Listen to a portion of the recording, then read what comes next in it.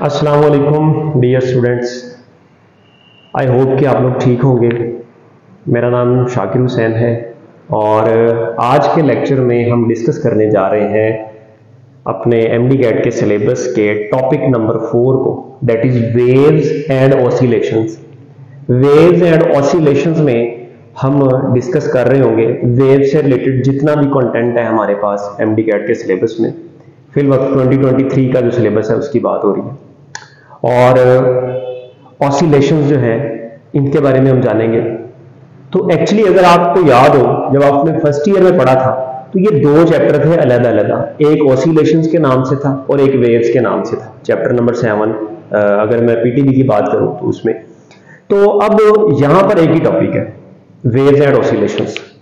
तो इसको हम बहुत अच्छे तरीके से इंशाल्लाह करेंगे और कोशिश करेंगे कि हर तरह का एरिया कवर किया जाए।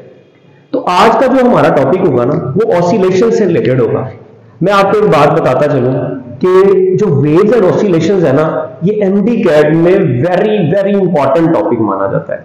इसमें से मैक्सिमम क्वेश्चंस आते हैं, मतलब आप ओवरऑल सिलेबस को देखें ना तो इसमें से काफी ठीक ठाक कंटेंट में क्वेश्चन पूछे जाते हैं। मतलब इस चैप्टर की वेटेज ज्यादा है।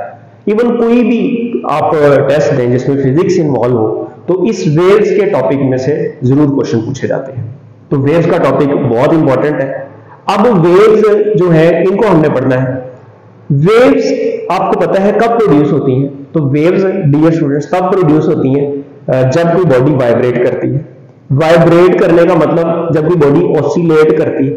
तो एक्चुअली सिलेबस में यूं है कि पहले वेव्स के टॉपिक लिखे हुए हैं और एंड में ना थोड़ा सा ऑसिलेशंस का भी जिक्र है, जिसमें सिंपल हार्मोनिक मोशन है और उससे एसोसिएटेड एम्पलीट्यूड की बात की है, फ्रीक्वेंसी की बात की है, वाइब्रेशन की बात की है, टाइम पीरियड की बात की है और फेज डिफरेंस की बात की है।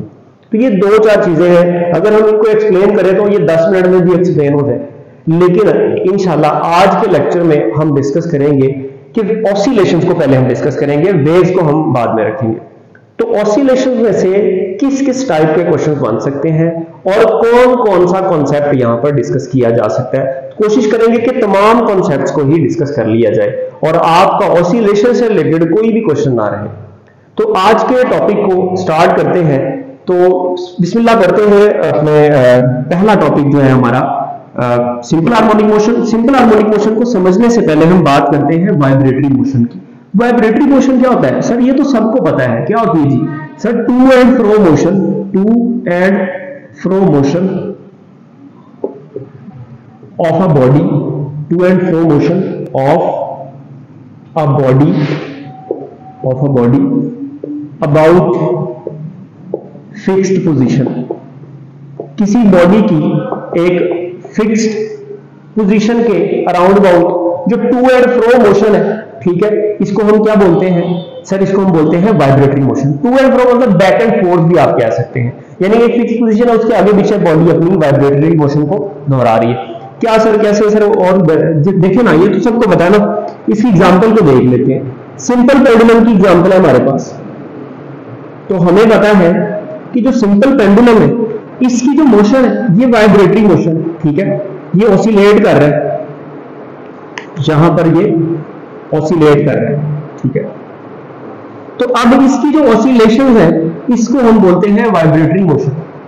अब जो वाइब्रेटरी मोशन होती है इसको अब हमने चूंकि बात करनी है सिंपल हार्मोनिक मोशन की, तो जो सिंपल हार्मोनिक मोशन है, चलिए सिंपल हार्मोनिक मोशन ये कैसी मोशन होती है?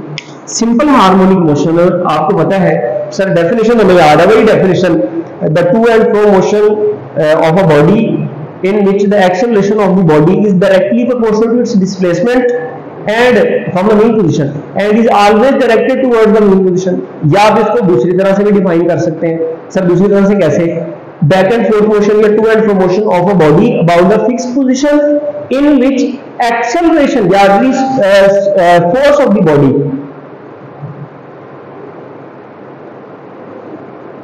या इसको आप दूसरी तरह कैसे कह सकते हैं? आप इसको यूं कह सकते हैं, to and fro motion of a body about the fixed position in such a way that the force is directly proportional to the displacement and is always directly proportional directed towards the mean position, ठीक है। तो अब force जो है वो हमेशा किधर होगी, टुवर्ड्स द मेन पोजीशन होगी, या एक्सेलरेशन हमेशा किधर होगा, टुवर्ड्स द मेन पोजीशन होगा। ये एक्सेलरेशन की डायरेक्शन होगी और डिस्प्लेसमेंट की डायरेक्शन किधर होगी, away from the mean position. ठीक है, ये डिस्प्लेसमेंट हो गया। तो एक्सेलरेशन हमेशा टुवर्ड्स द मेन पोजीशन। ये इसकी कौन सी पोजीशन है, इसको हम बोलते हैं मेन पोजीशन। इसको क्या बोलते हैं, इसको बोलते हैं एक्सट्रीम पोजीशन, या इसको हम क्या नाम देते होते हैं, इक्विलिब्रियम पोजीशन का भी नाम देते हैं। इक्विलिब्रियम पोजीशन, या इसको हम एक और नाम भी देते हैं, रेस्टिंग पोजीशन। ठीक है जी, क्या बोला सर, रेस्टिंग पोजीशन भाई। तो रेस्टिंग पोजीशन भी इसको बोलते हैं, एक्सट्रीम पोजीशन को। मेन पोजीशन कह ले, रेस्टिंग इक्विलिब्रियम पोजीशन कह ले, तो आप मतलब समझ जाएंगे एक्सट्रीम या रेस्टिंग पोजीशन बात एक ही है। अब जो सिंपल हार्मोनिक मोशन है ये क्या है, it is a vibratory motion. ये क्या है, बेसिकली एक वाइब्रेटरी मोशन ही है, लेकिन किस टाइप की वाइब्रेटरी मोशन है, ये जी मोशन है वाइब्रेटरी इस तरह की कि इसमें जो एक्सेलरेशन होता है ना, एक्सेलरेशन ये डायरेक्टली प्रोपोर्शनल होता है डिस्प्लेसमेंट के। किसके डायरेक्टली प्रोपोर्शनल होता है, डिस्प्लेसमेंट के। कहां से, from the mean position, from main position. यानी कि हम ये कह सकते हैं acceleration is directly proportional from main position, displacement from the mean position. और दूसरी बात हम ये कहते हैं कि acceleration is always directed towards the main position। Acceleration की डायरेक्शन हमेशा किधर होती है, टुवर्ड्स द मेन पोजीशन। यहां रिस्टोरिंग फोर्स की भी बात हो सकती है। तो इसको मैथमेटिकली हम कैसे लिखते हैं सर, इसको हम लिखते हैं A is directly proportional to displacement, और यहां हम साइन लगाते हैं नेगेटिव का। ये नेगेटिव साइन क्या शो कर रहा है, नेगेटिव साइन ये भी शो कर रहा है कि एक्सेलरेशन और डिस्प्लेसमेंट ऑपोजिट डायरेक्शन में है, या नेगेटिव साइन ये भी शो कर रहा है कि बॉडी की का जो एक्सेलरेशन है वो हमेशा किधर है, टुवर्ड्स द मेन पोजीशन। ठीक है, अब और बातें हम क्या कर सकते हैं सिंपल हार्मोनिक मोशन के हवाले से, और बातें भी बहुत सारी हैं वो भी कर लेते हैं। जैसे हम सिंपल हार्मोनिक मोशन में ये कहते हैं कि एट मेन पोजीशन पर बॉडी की जो स्पीड है या वेलोसिटी है वो क्या होती है, मैक्सिमम होती है। एक्सेलरेशन क्या होता है, जीरो होता है। किनेटिक एनर्जी क्या होती है, मैक्सिमम होती है। ठीक है, पोटेंशियल एनर्जी क्या होती है, मिनिमम कह सकते हैं, या फिर हम जीरो भी कह सकते हैं। ठीक है, अगर हाइट हमारे पास रेफरेंस हम लेना, इसको रेफरेंस ले लें हाइट, तो हाइट हमारे पास जीरो, तो मिनिमम या जीरो दोनों ऑप्शन मौजूद है। तो और क्या हम कह सकते हैं, और सर हम ये भी कह सकते हैं कि यहां पर जो मोमेंटम है ना बॉडी का वो भी क्या होगा सर, मैक्सिमम होगा। और क्या कह सकते हैं सर, यहां पर जो रिस्टोरिंग फोर्स है ना वो भी सर जीरो होगी। भाई वो क्यों जीरो होगी सर, क्योंकि डिस्प्लेसमेंट जीरो हो गया ना, तो डिस्प्लेसमेंट जीरो, फोर्स हमें पता है रिस्टोरिंग फोर्स डिस्प्लेसमेंट के डायरेक्टली प्रोपोर्शनल है, तो वो भी क्या होगी, जीरो। चलिए जी शाबाश। सर एक्सट्रीम पोजीशन पर भी देख लेते हैं। अच्छा जी, एक्सट्रीम पोजीशन पर, एट एक्सट्रीम पोजीशन पर क्या कहानी है, V मैक्सिमम था, तो एक्सट्रीम पर क्या होगा, V मिनिमम होगा। एक्सेलरेशन क्या होगा जी, मैक्सिमम होगा। किनेटिक एनर्जी क्या होगी जी, मिनिमम होगी। ठीक है, या हम कह सकते हैं क्या होगी, जीरो होगी। और पोटेंशियल एनर्जी क्या होगी जी sir, potential energy extreme position है सर, मैक्सिमम होगी। ठीक है जी। और मोमेंटम क्या होगा जी, P मैं इसको लिख रहा हूं, मोमेंटम जीरो होगा, रुक गई ना एक लम्हे के लिए, रेस्ट में आ गई, रेस्टिंग पोजीशन की बात हो रही है। और रिस्टोरिंग फोर्स क्या होगी जी, FR सर मैक्सिमम होगी। चलिए जी, ये सारी बातें होगी एट एक्सट्रीम पोजीशन पर। और भी बातें हो सकती हैं। यहां एक बार याद रखिएगा कि in simple harmonic motion, in SHM जो law of conservation of energy है ये होल्ड करता है। ठीक है, law of conservation of energy holds. ठीक है, यानी कि जो टोटल एनर्जी है ना, टोटल एनर्जी वो बराबर होगी sum of potential energy plus kinetic energy. ठीक है जी। चलिए जी, इसको हम एक एग्जांपल से समझते हैं। बल्कि हम एक काम करते हैं ना, हम इनकी एग्जांपल्स को भी तो देख लेते हैं। जब हम सिंपल हार्मोनिक मोशन की बात कर रहे हैं तो फिर सिंपल हार्मोनिक मोशन की एग्जांपल्स को भी देख लेते हैं। लेकिन एग्जांपल से पहले ना एक और बात, बड़ी इंपॉर्टेंट बात है, वो भी याद रख लीजिएगा कि जो सिंपल हार्मोनिक मोशन है ना, ये पीरियोडिक मोशन भी होती है। क्या होती है? Simple harmonic motion is periodic motion. ये पीरियोडिक मोशन है। सर पीरियोडिक मोशन का क्या मतलब हुआ? भाई पीरियोडिक मोशन का मतलब ये है कि ऐसी मोशन किसी बॉडी की जो अपने आप को after equal interval of time के बाद रिपीट कर रही है। ठीक है, अगर बॉडी वाइब्रेट कर रही है तो उसकी vibrations after equal interval of time हो रही है। अगर की बॉडी सर्कल में मूव कर रही है तो सर्कल में वो एक पॉइंट से मूव की और वापस उसी पॉइंट पर बार बार इक्वल इंटरवल ऑफ टाइम में आ रही है, तो इसको हम बोलते हैं कि बॉडी की मोशन क्या है? पीरियोडिक मोशन है। लेकिन याद रहे, हर जो सिंपल हार्मोनिक मोशन है वो पीरियोडिक होगी, लेकिन हर पीरियोडिक मोशन जो है सिंपल हार्मोनिक मोशन नहीं होती। ठीक है, मैं यहां लिख देता हूं, एवरी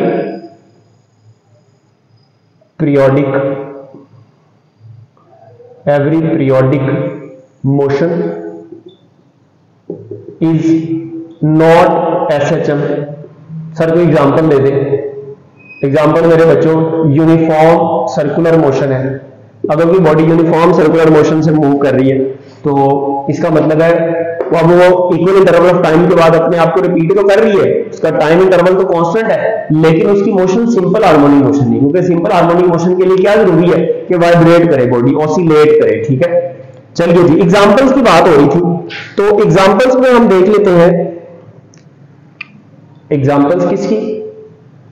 एग्जांपल्स मेरे बच्चे सिंपल हार्मोनिक मोशन की।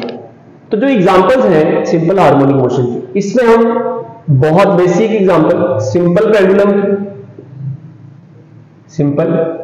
पेंडुलम और क्या हो सकती है, और मैस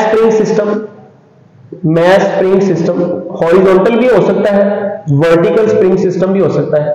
ठीक है, बॉल एंड बाउंड सिस्टम और क्या हो सकता है जी, और मोशन ऑफ प्रोजेक्शन की मोशन ऑफ अ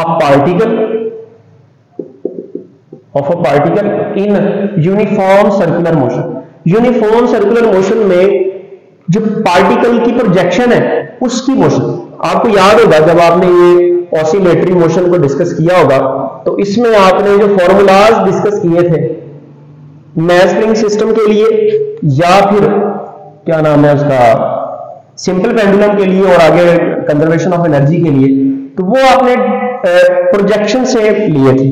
किसकी प्रोजेक्शन से? एक यूनिफॉर्म सर्कुलर मोशन में आपने एक पार्टिकल को मूव करवाया था, एक पार्टिकल मूव कर रहा है विद यूनिफॉर्म सर्कुलर मोशन, इसका एम्पलीट्यूड x0 है, इसकी यहां पर प्रोजेक्शन होगी ये n, तो ये इस डायमीटर के लॉन्ग मूव कर रही है, जैसे पार्टिकल ऊपर जाता है प्रोजेक्शन अपवर्ड जा रही है और ये अपवर्ड और डाउनवर्ड ऑसिलेट कर रही है। तो हमने बोला था कि इसकी जो मोशन है वो क्या है, वो सिंपल हार्मोनिक मोशन है। तो अब ये एग्जांपल होगी। अब इसके बाद ना एक एग्जांपल को हम यहां ड्रा करते हैं और उससे रिलेटेड कुछ इंपॉर्टेंट इंफॉर्मेशन को डिस्कस करते हैं।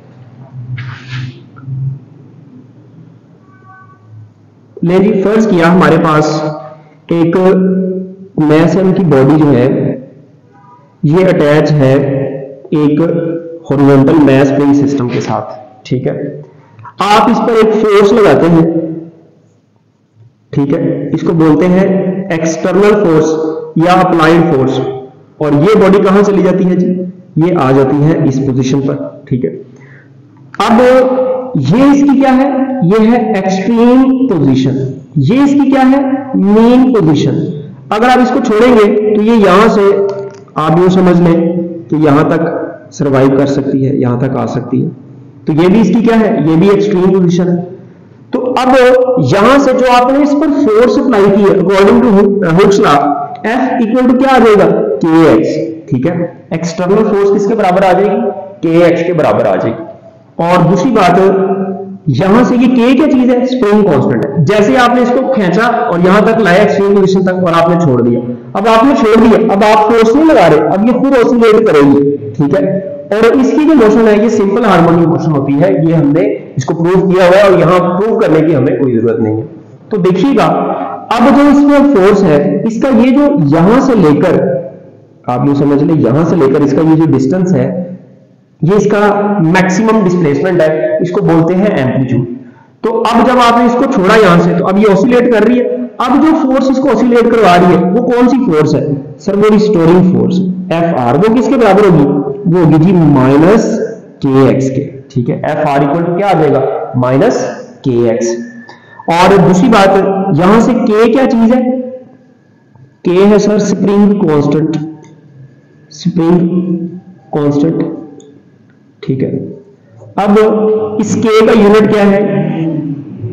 Unit of spring constant sir इसका यूनिट होता है, फॉर्मूला देख लेते हैं ना सर, के बराबर होता है ना एफ ओवर एक्स, ठीक है। के बराबर आ गया एफ ओवर एक्स, तो इसका जो यूनिट आ जाएगा हमारे पास सर वो आ जाएगा न्यूटन पर मीटर, ठीक है। या बेस में अगर पूछ ले तो बेस में इसका यूनिट क्या आ जाएगा? न्यूटन किसके बराबर होता है? किलोग्राम मीटर पर सेकंड स्क्वायर के, तो मीटर कैंसिल हो गया तो किलोग्राम पर सेकंड स्क्वायर, तो ये इसका बेस में यूनिट आ गया। अब इससे रिलेटेड ना आपसे क्वेश्चन पूछे जा सकते हैं, आपको एफ और एक्स गिवन और के पूछ लेता है कि बताइए नहीं के क्या होगा, बॉडी का स्प्रिंग कांस्टेंट क्या होगा, और आपको कोई एक्स गिवन है और के गिवन है एक्सटेंशन और के गिवन है फोर्स पूछ लेता है, तो ये आपको पता होना चाहिए। तो यहां पर ये मैंने आप इसको इस फॉर्मूला से भी निकाल सकते हैं, इस फॉर्मूला से भी निकाल सकते हैं, तो इसका इतना मसला नहीं है। अब देखिएगा के हवाले से ना थोड़ी सी इंफॉर्मेशन आपको और दे देता हूं, ज्यादा भी डिटेल में जाऊंगा क्योंकि आपको पता है ये हमारे टॉपिक से रिलेटेड है, तो इससे क्वेश्चन बन सकता है। तो कॉम्बिनेशन ऑफ स्प्रिंग की बात करूंगा, कॉम्बिनेशन ऑफ स्प्रिंग में सीरीज कॉम्बिनेशन की बात करूंगा, सीरीज कॉम्बिनेशन, ठीक है, सीरीज कॉम्बिनेशन। और सीरीज कॉम्बिनेशन किसका बना? स्प्रिंग्स का, ठीक है। तो फर्स्ट कर लेते हैं, हमारे पास ये एक स्प्रिंग है और इसके साथ हमने एक और स्प्रिंग जोड़ दिया, इसका स्प्रिंग कांस्टेंट K1 है और इसके साथ हमने एक और स्प्रिंग जोड़ दिया जिसका स्प्रिंग कांस्टेंट K2 है। तो अब इस केस में हमारे पास जो इक्विवेलेंट स्प्रिंग कांस्टेंट आएगा वो कैसे आएगा? तो उसके लिए हमारे पास फॉर्मूला है K इक्विवेलेंट, या बल्कि सॉरी इसको सीरीज के केस में है ना, तो 1 over K equivalent equal to 1 over K1 plus 1 over K2। तो इस मेथड से आप K इक्विवेलेंट निकाल सकते हैं। या यहां से एक और बात जो पूछी जा सकती है वो है कि K इक्विवेलेंट जो है ना वो लेस देन होगा K इंडिविजुअल से, K इंडिविजुअल, मतलब एक अलग के अगर फर्ज करिए ये 2 है और ये 3 है, तो जो K इक्विवेलेंट निकालेंगे वो 2 से भी कम होगा, ठीक है। इसको हम इसलिए K मिनिमम भी बोलते हैं, ठीक हो गया जी। अब दूसरा कॉम्बिनेशन कौन सा है सर? दूसरा पैरेलल कॉम्बिनेशन है, पैरेलल कॉम्बिनेशन। तो जो पैरेलल कॉम्बिनेशन है किसका बना? स्प्रिंग का। तो पैरेलल कॉम्बिनेशन में ये होता है कि फर्ज कर लेते हैं हमारे पास दो स्प्रिंग है, एक ये है जिसका स्प्रिंग कांस्टेंट है लेट्स सपोज K1 और इसके साथ एक और स्प्रिंग हम साइड बाय साइड जोड़ देते हैं, यानी कि इसमें स्प्रिंग को एंड टू एंड हमने जोड़ा है।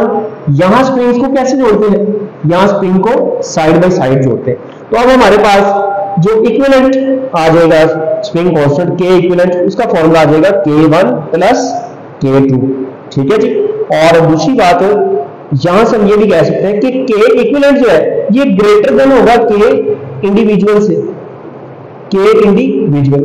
क्या मतलब हुआ सर इसका?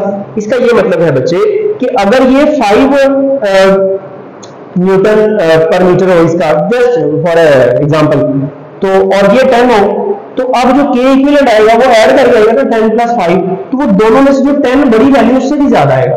किसी भी एक को देखने में तो स्प्रिंग कांस्टेंट से इक्विवेलेंट स्प्रिंग कांस्टेंट हमेशा क्या आएगा? ज्यादा आएगा, इसलिए इसको हम K मैक्सिमम भी बोलते हैं। और अगर आपको यूं पैरेलल में दो गिवन हो और कहे कि भाई इसका K मैक्सिमम निकाले, तो आपको पता होना चाहिए कि भाई K मैक्सिमम जो K इक्विवेलेंट ही होता है। चलिए, ये थोड़ी सी इंफॉर्मेशन थी सीरीज और पैरेलल कॉम्बिनेशन के हवाले से, स्प्रिंग कांस्टेंट के हवाले से।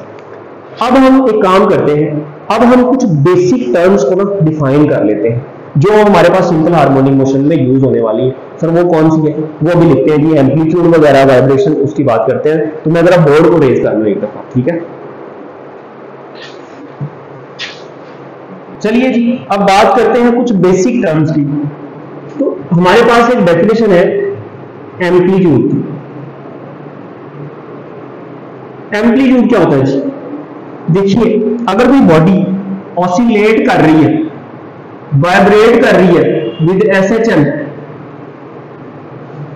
तो उसका जो एम्पलीट्यूड होगा वो क्या होगा जी?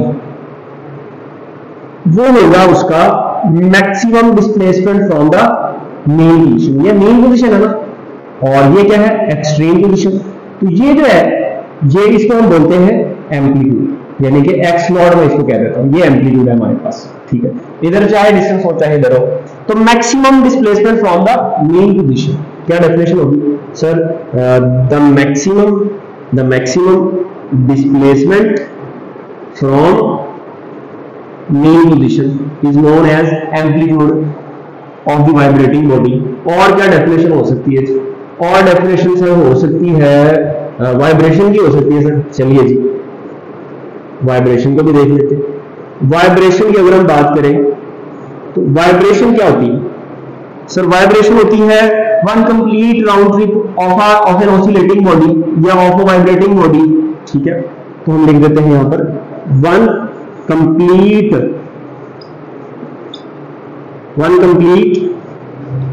Round trip of vibrating body is known as vibration. अब वाइब्रेशन जो है, यहां पर एक बड़ा इंपॉर्टेंट एमसीक्यू आ सकता है जो कि आपको पता होना चाहिए। अगर हम इसकी वाइब्रेशंस की बात करें तो या हम दूसरी तरफ सिंपल पेंडुलम ले लें, जरा ज्यादा आसान हो जाता है समझना। तो हम सिंपल पेंडुलम की ऑसिलेशंस को भी कंसीडर कर सकते हैं और हम इसकी ऑसिलेशंस को भी कंसीडर कर लेते हैं। यहां से लेट्स सपोज मोशन जो स्टार्ट हो रही है वो मेन पोजीशन से स्टार्ट हो रही है, ठीक है। यहां से बॉडी जब ये एक्सट्रीम पोजीशन पर जाएगी तो इसको टाइम कितना लगेगा जी? सर टाइम इसको लग जाएगा t/4। अगर टोटल टाइम सर t है, टाइम पीरियड इसका, तो यहां से यहां जाने में सर t/4 लगेगा ना, टाइम का चौथा हिस्सा। अच्छा जी, तो जब ये यहां वापस आएगी तो अब टाइम कितना हो चुका होगा? अब सर यहां जाने में t/4, वापस आने में भी t/4, तो अब हो गया t/2। और t/2 के बाद जब ये बॉडी यहां से इधर जाएगी दूसरे एक्सट्रीम की तरफ, तो अब टाइम कितना हो जाएगा सर? अब टाइम के टोटल 4 हिस्से ना, उसके 3 हो जाएंगे, 3t/4। अच्छा जी, शाबाश। अच्छा, अब जब बॉडी यहां से वापस आएगी तो अब टाइम कितना हो जाएगा सर? अब डेफिनेटली टाइम पीरियड पूरा हो जाएगा, यानी कि यहां से चली थी ना, गई वापस आई, उधर गई और फिर वापस, एक वाइब्रेशन मुकम्मल होगी। Time to complete one vibration is known as time period. अभी हम उसकी भी डेफिनेशन लिखने वाले हैं। तो अब देखें यहां पर जब हम बात करेंगे टाइम की बात करते हैं, पहले हम बात कर लेते हैं t/4 पर, फिर t/2 पर, और फिर t/3 t/4 पर, और फिर t पर। या हम बात कर लेते हैं वाइब्रेशन के हिसाब से। वाइब्रेशन के हिसाब से हम कैसे बात कर सकते हैं? हम बात कर लेते हैं पहले जनाब 1/4 वाइब्रेशन हुई, ठीक है। फिर वाइब्रेशन कितनी होगी? हाफ वाइब्रेशन के बाद, और फिर हम कह लेते हैं जी 3/4 वाइब्रेशन के बाद, 3/4 वाइब्रेशन के बाद, या हम बात कर लेते हैं आफ्टर 1 वाइब्रेशन। तो क्वेश्चन क्या है? क्वेश्चन ये है कि t/4 के बाद उसका डिस्टेंस कितना होगा, उसका डिस्प्लेसमेंट कितना होगा। तो हम देख लेते हैं जी, डिस्टेंस को देख लेते हैं कितना होगा, और डिस्प्लेसमेंट को भी देख लेते हैं कि वो कितना होगा। चलिए जी, तो डिस्टेंस की बात करते हैं। पहले डिस्टेंस की बात करते हैं। t/4 पर यहां से यहां गया तो डिस्टेंस होगा जी x0, एम्पलीट्यूड के बराबर होगा ना, तो यहां पर हम डिस्टेंस लिख देते हैं x0। डिस्प्लेसमेंट कितना होगा सर? वो भी x0 ही होगा। चलिए जी, शाबाश। अब t/2 गुजरा, यानी कि बॉडी वापस यहां आ गई, या हाफ वाइब्रेशन होगी, तो अब डिस्टेंस कितना हो जाएगा, x नॉट ये और x नॉट ये, तो टोटल डिस्टेंस कितना होता है, डिस्टेंस आपको पता है ना एक्चुअल पाथ होती है, तो ये आ जाएगा 2x नॉट। ठीक है जी। अब डिस्प्लेसमेंट कितना होगा, सर वापस मीन पर आ गया तो डिस्प्लेसमेंट 0 हो गया ना, चलिए जी जबरदस्त। अब 3/4 वाइब्रेशन पर या 3t/4 पर क्या होगा, 3t/4 पर बॉडी यहां जा चुकी होगी इस डायरेक्शन में, तो ये फिर x नॉट इसने डिस्टेंस कवर किया, x नॉट का मतलब है अब कितने x नॉट हो गए, सर 3x नॉट। चलिए जी ये 3x नॉट हो गया डिस्टेंस। डिस्प्लेसमेंट कितना है, सर इधर को हमने पॉजिटिव अगर डिस्प्लेसमेंट लिया था, तो अब जब लेफ्टवर्ड जाएगा तो इसको नेगेटिव लेंगे ना, डायरेक्शन अपोजिट होगी, तो ये -x नॉट हो गया।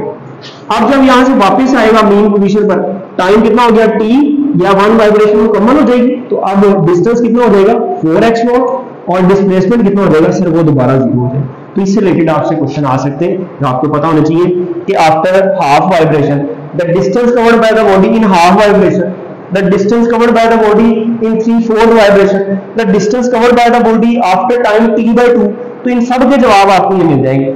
आप सवाल, मेरा सवाल है आप जल्दी से बताएं, the distance covered by the body after 4 vibrations, comment में बता दीजिए कि कितना होगा, और डिस्प्लेसमेंट भी बता दीजिए। चलिए शाबाश।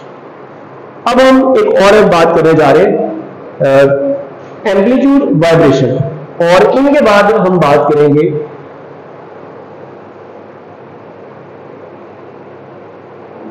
किसकी बात कर लें, एम्पलीट्यूड भी हो गया, वाइब्रेशन भी हो गया, टाइम पीरियड की बात कर लेते हैं। चलिए टाइम पीरियड की बात है, time period, time period,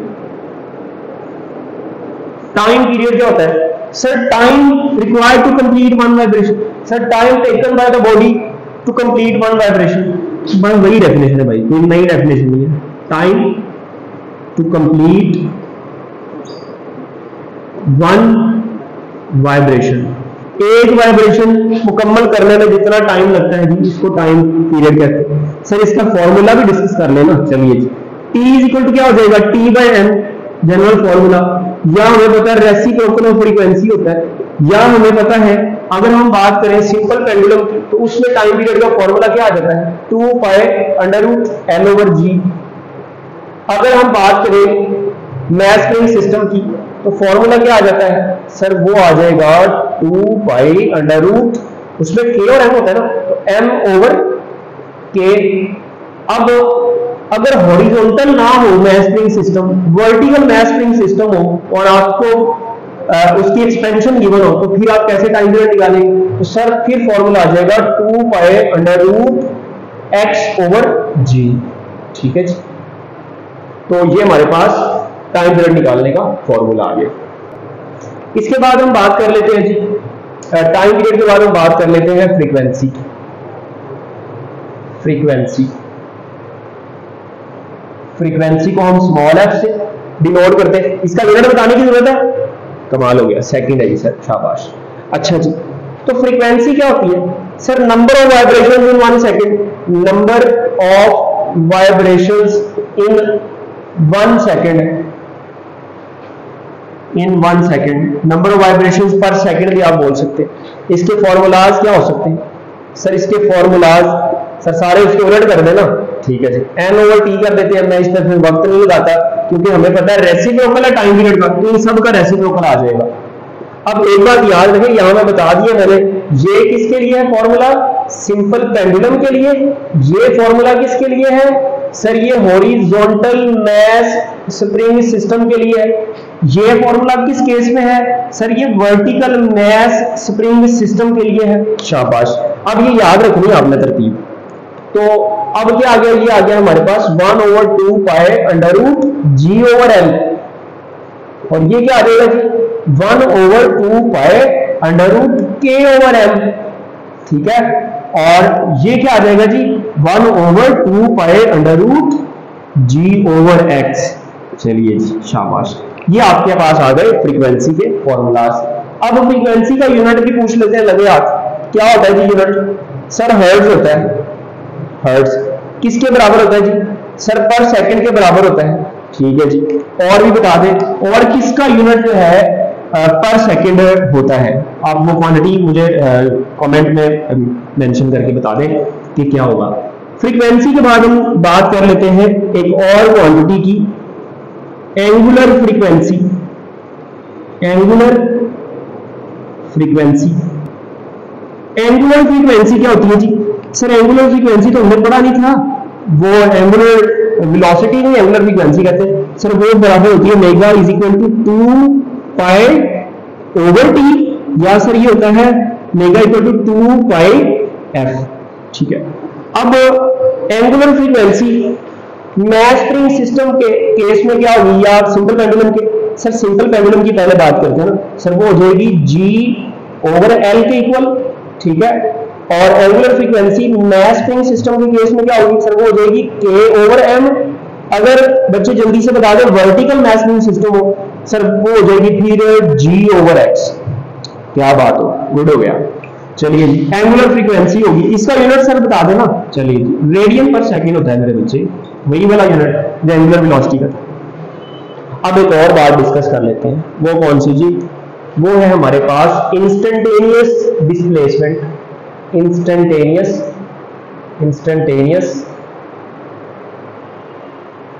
displacement. Instantaneous displacement क्या होता है जी? सर ये तो बहुत आसान है, हाँ जी बता दो। अच्छा जी बता देते हैं जी, the displacement of the vibrating body at any instant from the mean position. तो मैं ये लिखता हूं, the displacement of vibrating body at any instant, किसी भी लम्हे पर, कहां से? फ्रॉम मीन पोजीशन से। इसका फॉर्मूला क्या है जी? फॉर्मूलाज की बात कर लेते हैं। तो इसका एक फॉर्मूला है जी, x equal to x not sine of theta. अब ये कब यूज होता है? जब मोशन स्टार्ट हो, कहां से? From mean position. मोशन कहां से स्टार्ट हो? From mean position. तो फिर हम ये फॉर्मूला यूज करेंगे। सर अगर एक्सट्रीम पोजीशन से स्टार्ट हो तो फिर मेरे बच्चे है x equal to x not cos of theta. ये कब है? जब मोशन कहां से स्टार्ट हो रही हो? फ्रॉम एक्सट्रीम पोजीशन से। चलिए जी, ये इंस्टेंटेनियस डिस्प्लेसमेंट आ गया। अब ना हम एक टेबल बनाते हैं और उस टेबल में ना बहुत मजे की इंफॉर्मेशन को डिस्कस करते हैं। आइए जरा ये रेज कर लूं मैं। ले जी, अब हम बात करते हैं, एक छोटा सा आपके सामने टेबल बनाते हैं और इस टेबल में बहुत सारी इंफॉर्मेशन आपके लिए लेकर आते हैं। तो मैंने इंस्टेंट क्वांटिटी लिखी, instantaneous displacement x, velocity v, acceleration a, restoring force Fr। इनके बारे में अब हम ब्रीफली जानेंगे। तो सबसे पहले इनके फॉर्मूलाज की बात कर लेते हैं। इंस्टेंटेनियस डिस्प्लेसमेंट का फॉर्मूला आप सबको पता है, x इक्वल टू क्या होता है? X not sine of theta. कहां से? फ्रॉम मीन पोजीशन से। ठीक है, या फॉर्मूला होता है x equal to x not cos of theta. कहां से? फ्रॉम एक्सट्रीम पोजीशन से। ठीक है, वेलोसिटी का फॉर्मूला क्या होता है? Sir v is equal to v not cos of theta. Main position से बात हो रही है। जनरल जब हम बात करते हैं तो मेन पोजीशन से ही बात करते हैं। अच्छा जी, x और क्या हो सकता है? Sir v is equal to x not omega. ठीक है, और v is equal to omega under root x not square minus x square. v is equal to omega under root x not square minus x square. ठीक हो गया। ये formula ये वाला जो है ये इसी से बना, ये बेसिकली v नॉट के लिए फॉर्मूला है, v not equal to x not omega. अगर हम v लिखेंगे तो ये x ओमेगा आ जाएगा और फिर x की जगह x not sine of theta put करके इसको सॉल्व कर सकते हैं। अब इंस्टेंटेनियस एक्सेलरेशन का क्या फॉर्मूला हो सकता है? इसका फॉर्मूला है जी a is equal to minus a not sine of theta. ठीक है जी, या a is equal to minus omega square x not, या चलिए ओमेगा स्क्वायर एक्स नॉट या ओमेगा स्क्वायर एक्स लिख लेते हैं, a equal to minus omega square x. चलिए जी, ये फॉर्मूलाज होते हैं हमारे पास। अब रिस्टोरिंग फोर्स का भी फॉर्मूला लिख लेते हैं। रिस्टोरिंग फोर्स का फॉर्मूला होता है Fr equal to minus kx। चलिए जी, अब हमने डिस्कस करने हैं इनके ग्राफ्स। तो इनका ग्राफ क्या बनेगा जी? ग्राफ देख लेते हैं जी लगे हाथ। तो ग्राफ हम इनके बनाएंगे,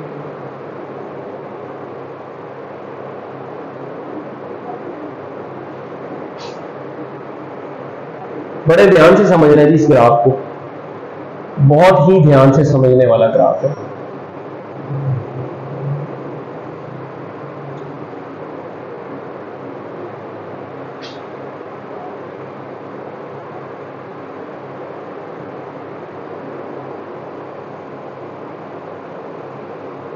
चलिए जी, पहले हम डिस्प्लेसमेंट, वेलोसिटी और एक्सेलरेशन के ग्राफ को डिस्कस करते हैं।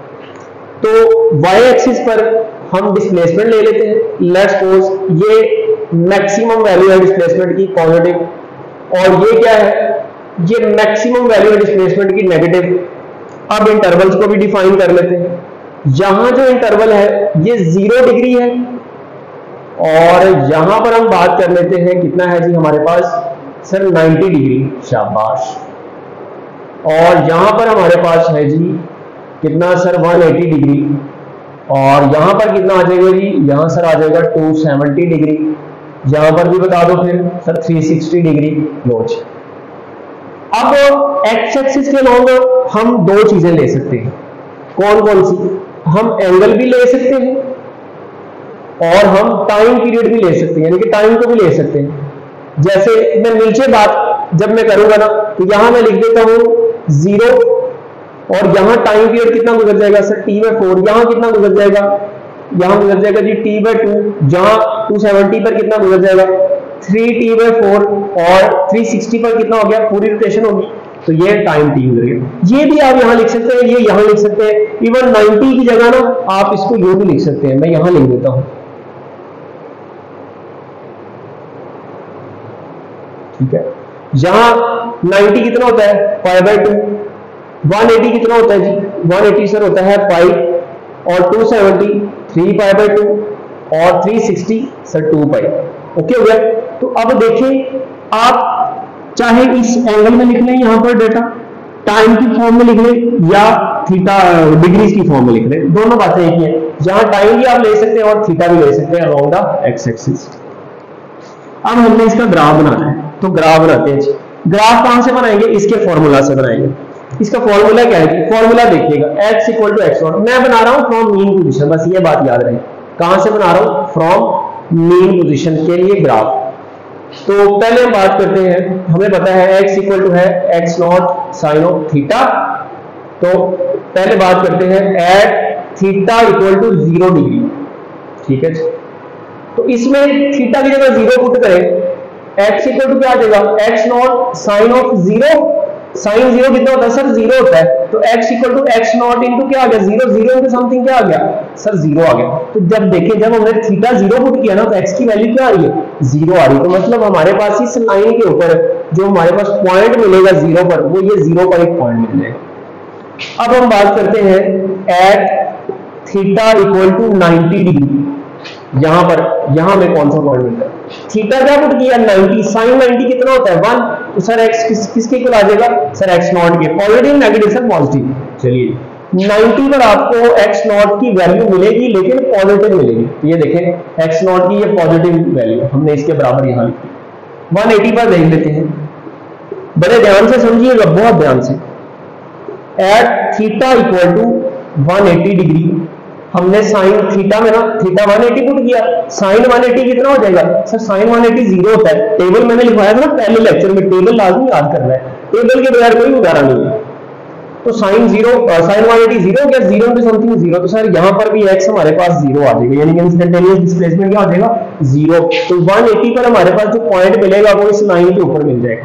चलिए जी, अब बात कर लेते हैं एट थीटा = 270 डिग्री, साइन 270। देखिए सर साइन 91 था ना, तो साइन 270 -1 हो जाएगा। तो x = आ जाएगा -x0 की। अब देखिए 270 पर आपको x0 मिल रहा है, लेकिन किसमें मिल रहा है, नेगेटिव में। मैक्सिमम वैल्यू है ना नेगेटिव, तो 270 पर हमने ये पॉइंट लगा दिया। अब आखिरी बात करते हैं, एट थीटा = क्या पुट करें sir, 360।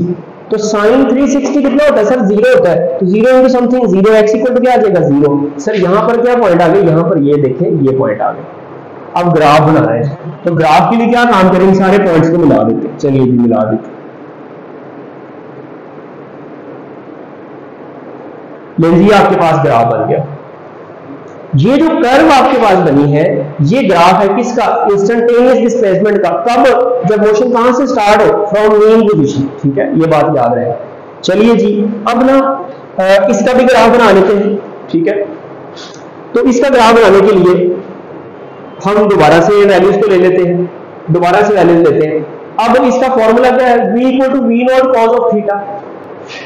v is equal to V naught cos of theta. अब at theta equal to 0 degree v equal to क्या आ जाएगा? वी नॉट कॉस 0 1 होता है, तो वी नॉट की मैक्सिमम वैल्यू मिल गई कहां पर? हमारे पास ये पॉजिटिव वी नॉट और यहां हम ले लेते हैं नेगेटिव वी नॉट। तो वी नॉट पर हमारे पास मैक्सिमम वैल्यू मिल गई, ये मिल गई, ये पॉइंट मिल गया हमें वी नॉट पर, यानी कि 0 पर। अब इसी तरह से अब 90 पुट करें तो cos 90 कितना हो जाएगा? सर cos 90 होता है 0, तो v इक्वल टू क्या आ गया? 0। तो जब हम बात करेंगे थीटा 90 डिग्री, ठीक है, तो हमारे पास जो पॉइंट आ जाएगा वो ये वाला आ जाएगा। ठीक है, उसके बाद cos कितना पुट करें? सर 180। तो 180 जो है, अगर आपने 180 पुट किया, ठीक है, तो cos 180 कितना होता है? सर -1 होता है, तो v इक्वल टू आ जाएगा माइनस वी नॉट। तो अब यहां पर 180 पर आपको जो वैल्यू मिलेगी वो नेगेटिव में मैक्सिमम मिलेगी। ठीक है, अब हम पुट करते हैं थीटा इक्वल टू 270 डिग्री। ठीक है, तो हमारे पास फॉर्मूला आ जाएगा 270 कितना होता है? सर 270 0 होता है, cos 270 0 होता है, 0 समथिंग 0, v आ गया 0। फिर हमारे पास ये पॉइंट आ गया 270 पर। अब t पुट करके देखते हैं। अच्छा, अब मैं थीटा नहीं लेगा, अब मैं आपको सॉल्व करके दिखाता हूं कि t भी आप पुट करेंगे ना फॉर्मूला में, तो उससे भी आपके पास ग्राफ बन जाएगा। सर कैसे? देखिएगा, ये फॉर्मूला है ना, आपको पता है theta equal to omega t होता है, तो ये आ जाएगा cos ऑफ ओमेगा t। अब जब हमने लिखा cos ऑफ ओमेगा t, तो v इज इक्वल टू आ गया v not cos of omega की जगह 2 पाई ओवर t लिख सकते हैं इनटू t। तो अब t कितना है जी? जल्दी से बता दें। सर t है हमारे पास, t कितना गिवन है? सर t के इक्वल गिवन है, तो t की जगह हम टाइम पीरियड पुट कर देते हैं, ये t आ गया, इस t से ये t गायब हो गया, तो v इक्वल टू क्या आ जाएगा? v not cos of 2 pi. cos of 2 पाई कितना होता है? देखिए cos ऑफ 2 पाई का मतलब समझते हैं ना, cos 360, तो cos 360 कितना होता है? सर 0 होता है, तो ये v क्या मिल गया आपके पास? 0। तो 0 होता है? नहीं यार, उल्टा हो गया, cos 360 मैक्सिमम होता है, cos 0 मैक्सिमम, तो cos 360 भी मैक्सिमम, तो ये v नॉट मिलेगा 1, क्योंकि cos 2 पाई किसके इक्वल आ जाएगा? 1 के इक्वल आ जाएगा। तो अब आपके पास जो t पर जो मिलेगा पॉइंट वो ये मिलेगा। तो इसका मतलब हुआ, देखें, जब आप t की वैल्यूज पुट करेंगे ना, आंसर फिर भी आ जाएगा, लेकिन अल्टीमेटली आपको एंगल की तरफ ही आना पड़ेगा। ठीक है, तो उससे भी सॉल्व हो जाएगा। जो वैल्यू t से निकल रही है ना, वही वैल्यू एंगल से निकलेगी, तो मैंने एंगल को यूज किया और आसान काम कर दिया। चलिए जी, तो अब इसका ग्राफ ड्रा कर लेते हैं। ग्राफ बनाते हैं, ग्राफ आ गया हमारे पास ये। ठीक है जी, ग्राफ आ गया। अब ये जो ग्राफ है, इस ग्राफ की शेप कौन सी है इसको देख लेते हैं। ये मैं रेज कर देता हूं।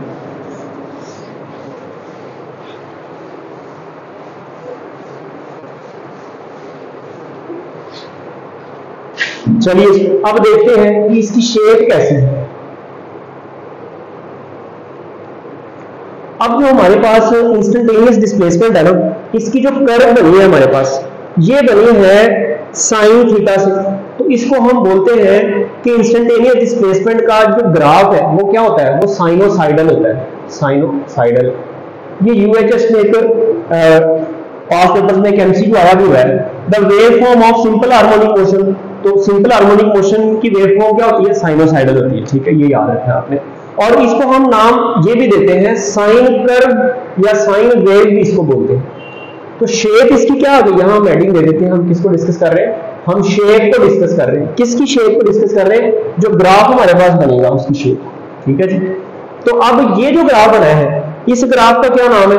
ये देखिए कॉस से बना है ना, तो इसको बोलते हैं कोसाइन वेव। क्या बोलते हैं? Cosine wave. ठीक है जी। अच्छा, अब हमने बनाना है एक्सेलरेशन का ग्राफ। यहां से भी आप बना सकते हैं, थीटा से मैंने आपको बनाना सिखा दिया, लेकिन एक और कॉन्सेप्ट भी देख लेते हैं। देखिएगा, हमें पता है dt जो ग्राफ होता है ना, उसकी स्लोप हमें वेलोसिटी देती है, तो आप इसकी स्लोप से भी बना सकते थे इसका ग्राफ। और VT जो ग्राफ है इसकी स्लोप आपको क्या देती है सर, VT की स्लोप डेल्टा V और डेल्टा T होगी सर, एक्सेलरेशन देती है। इसका मतलब हुआ कि वेलोसिटी टाइम ग्राफ की स्लोप से आप ये ग्राफ बना सकते हैं। कैसे, जरा इस पॉइंट पर देखें, जीरो पर स्लोप कितनी है, ये देखें स्लोप हाईएस्ट पॉइंट पर स्लोप जीरो है। इसका मतलब हुआ यहां पर जो हमें वैल्यू मिलने वाली है वो है जीरो, ठीक है। जहां इसकी वैल्यूज लिख लेते हैं, ये पॉजिटिव ए नॉट यानी कि मैक्सिमम एक्सेलरेशन और ये नेगेटिव ए नॉट यानी कि नेगेटिव मैक्सिमम एक्सेलरेशन। अब यहां पर देखें, यहां पर इसकी जो स्लोप है इस पॉइंट पर, वो स्लोप क्या है, मैक्सिमम है। और किस क्वाड्रेंट में आ रही है, क्वाड्रेंट आप देखें जरा जल्दी से सर, ये तो आ रही है सेकंड में और फोर्थ में। सेकंड और फोर्थ में जब स्लोप जाए तो पॉजिटिव होती है नेगेटिव होती है सर, स्लोप देखें ना, स्लोप बराबर होती है tan थीटा के, किसके बराबर होती है जी, tan थीटा के। सर स्लोप बराबर होती है tan थीटा के, तो tan थीटा सर सेकंड में भी नेगेटिव है और फोर्थ में भी नेगेटिव है। अब ये किस क्वाड्रेंट में जा रही है सर, ये फोर्थ में जा रही है और सेकंड में जा रही है, तो इसका मतलब है स्लोप नेगेटिव है लेकिन मैक्सिमम है। इससे आगे जैसे आप जाएंगे ना तो स्लोप मिनिमम होती जाएगी और यहाँ के स्लोप फिर जीरो हो जाएगी। इसका मतलब हुआ 90 डिग्री पर आपको वैल्यू मिलेगी, स्लोप क्या है, मैक्सिमम और नेगेटिव है। तो एक्सेलरेशन आपको स्लोप क्या देती है, एक्सेलरेशन देती है, इसकी स्लोप बराबर होगी किसके, एक्सेलरेशन के। तो स्लोप मैक्सिमम तो एक्सेलरेशन मैक्सिमम, स्लोप नेगेटिव तो एक्सेलरेशन भी नेगेटिव। चलिए जी पाई पर बात कर लेते हैं जी। यहां पर स्लोप देखें इस पॉइंट पर, तो इस पॉइंट पर स्लोप क्या है सर, जीरो है। जब स्लोप जीरो तो एक्सेलरेशन भी क्या होगा, जीरो, तो ये पॉइंट मिल गया। इस पॉइंट पर देखें, इस पॉइंट पर सर यहाँ पर तो स्लोप मैक्सिमम लग रही है, भाई लग नहीं रही है ही मैक्सिमम, यहाँ पर स्लोप क्या है, मैक्सिमम है। अच्छा मैक्सिमम तो है, maximum value sir positive maximum है या नेगेटिव मैक्सिमम, चलिए ये क्वाड्रेंट देख ले, इस क्वाड्रेंट में जाएगी, ऐसे करके देख लेगा, ये देखिए ना यू होता है ना क्वाड्रेंट, तो आपका यू बन रहा है, तो आप बस ऐसे यहाँ पेन रख के क्रॉस बनाए और यहाँ पेन रख के ऐसे चेक कर ले कि इस क्वाड्रेंट में जा रही है, फर्स्ट में जा रही है, थर्ड में जा रही है, तो इट मीन पॉजिटिव है। तो अब ए हमारे पास मैक्सिमम आएगा और पॉजिटिव आएगा, ये मैक्सिमम आ गया और पॉजिटिव आ गया। अब यहां पर देख लें, यहां पर स्लोप फिर क्या हो गई सर, यहां फिर जीरो हो गई है, इसका मतलब एक्सेलरेशन भी यहां पर क्या हो जाएगा, जीरो हो जाएगा। अब हम इसका ग्राफ ड्रा कर लेते हैं, सारे पॉइंट्स को मिला देते हैं।